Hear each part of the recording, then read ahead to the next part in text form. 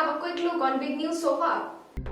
Taking cognizance of the allegation in the purchase of land of Sri Ram Janmabhoomi Tirth Kshetra Trust set up for the construction of Ram Mandir, Chief Minister Yogi Adityanath has summoned the report of entire matter. He asked the trust and district administration to give the detailed information in this matter.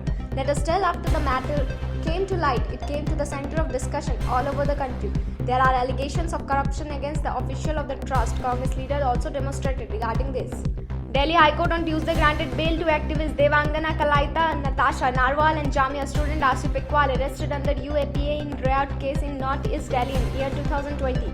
The three accused has been directed to submit their respective passport, not to influence the witness and not to tamper the evidence. The court also granted bail to Jamia student Asif Iqbal Tanha in the North East Delhi riots case.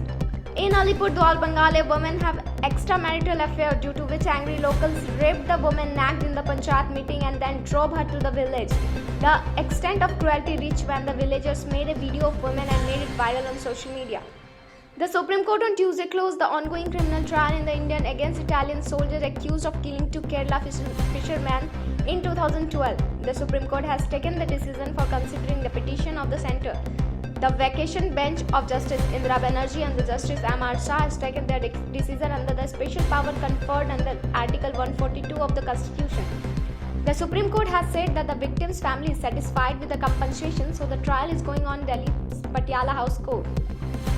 Pakistan Intelligence Agency ISI has been honey-trapped the innocent people of the border area till now. If sources in the intelligence agency are to be believed, then the ISI sitting in Pakistan, ISIS agent befriended this young woman through Facebook, and after the conversation started on WhatsApp.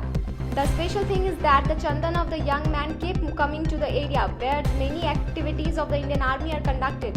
In such a situation, due to the having more information with him, the agent kept him continuously trapped in his trap and become victim of honey trap. That's all for today. For further updates, stay tuned with News 19.